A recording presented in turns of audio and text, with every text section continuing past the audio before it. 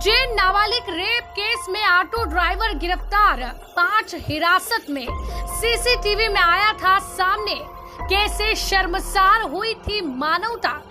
मध्य प्रदेश के उज्जैन में कथित तौर पर 12 साल की नाबालिग के साथ हैवानियत की वारदात को अंजाम देने वाले ऑटो ड्राइवर भरत सोनी को पुलिस ने गिरफ्तार कर लिया है।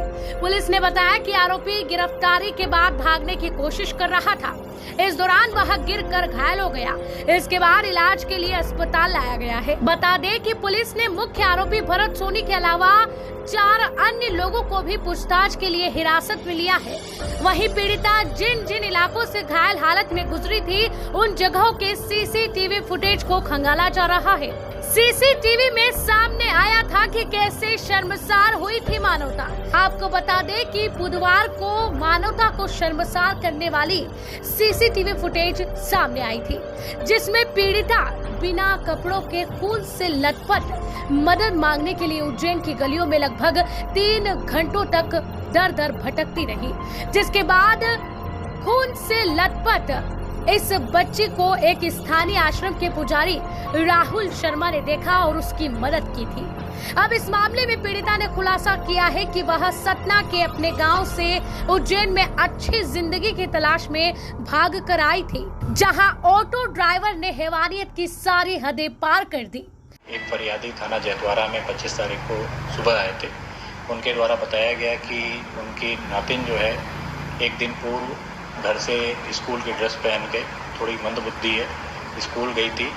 आसपास के उनिया गांव में और सतना में रेलवे स्टेशन पे उन्होंने पता तलाश की बच्ची की पूरी रात तक। जब वो बच्ची नहीं मिली तो अगले दिन सुबह थाना जैतवाड़ा पे रिपोर्ट की, जिसपे वहाँ पे 363 का अपराध पंजीबद्ध। उज्जैन जिले के थाना महाकाल अंतर्गत हुए घटनाक्रम जो कि 25 तारीख को पुलिस को सूचना प्राप्त हुई थी।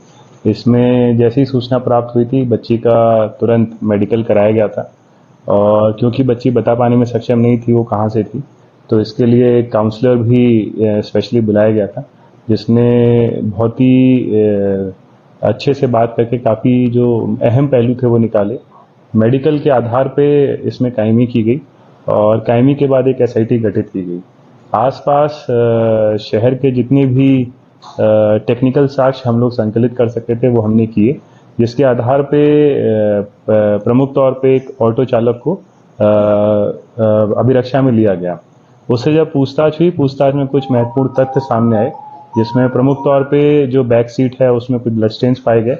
और पूछताछ के दौरान उसने बताया कि घटना दिनांक को, घटना समय पे वो जो फरियादिया है या जो बच्ची है उसके साथ वो था। इसके बाद भी बाकी भी उसको बैक ट्रैक हम लोगों ने किया और बच्ची सतना की है और वहाँ पे एक कायमी थी जो कम्युनिकेट की गई है। इसमें जो उसकी गुम होने की तारीख है वो घटना से सिर्फ 1 दिन पहले की है। तो इसमें जो लगभग टेक्निकल और जो परिस्थिति जन्य साक्ष्य सब एकत्रित हो गए हैं। 4 घंटा जो वो सतना से आने पर उज्जैन में जो रही, वहाँ पे वो किस किस से मिली, क्या क्या उसकी बातचीत हुई, सबको हम लोगों ने बैक ट्रैक किया और अब तक लगभग 5 लोगों से पूछताछ जारी है। पीड़िता के पुजारी राहुल शर्मा ने मदद की थी। बुधवार को नाबालिग लड़की का सीसीटीवी फुटेज सामने आया था, जिसके बाद वो मदद के लिए घर घर जा रही थी, लेकिन किसी ने भी उसकी मदद नहीं की। हालांकि 3 घंटे बाद स्थानीय पुजारी राहुल शर्मा ने उसकी मदद की और उसे अस्पताल ले गए, जहां मेडिकल जांच में पुष्टि हुई कि उसके साथ बलात्कार किया गया था। अच्छी जिंदगी की तलाश में नाबालिग आई थी उज्जैन। इस घटना के सामने आने के बाद प्रदेश में लोगों का आक्रोश बढ़ गया। इसके बाद राज्य के गृह मंत्री नरोत्तम मिश्रा ने घटना की जांच के लिए एक विशेष जांच दल गठन करने की घोषणा की थी। पीड़िता ने पुलिस को बताया कि वह सतना में अपनी जिंदगी से परेशान थी। वह बस से उज्जैन पहुंची, जहां रविवार शाम को उसके साथ दुष्कर्म किया गया। इस घटना के बाद वह बेहोश हो गई। जब वह होश में आई तो मदद की तलाश में सोमवार की सुबह लोगों से गली गली जाकर मदद की गुहार की, लेकिन कोई भी उसकी मदद के लिए तैयार नहीं हुआ। 3 घंटे तक मदद की तलाश में गली गली भटकी रेप विक्टिम। पुलिस ने आगे बताया कि वह 3 घंटे तक भटकती रही। इसके बाद एक स्थानीय पुजारी राहुल शर्मा ने उसकी मदद की। राहुल ने कहा कि लड़की को आधे कपड़ों में और खून बहता हुआ देख मेरा दिल दहल गया। वह कांप रही थी और रो रही थी। मैंने तुरंत पुलिस को सूचित किया।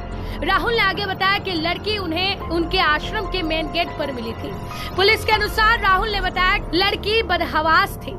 यह समझना मुश्किल था कि वह क्या कह रही थी। मैंने सांकेतिक भाषा में उससे पूछा कि क्या वह खाना खाना चाहती है। उसने हाँ में सर हिलाया।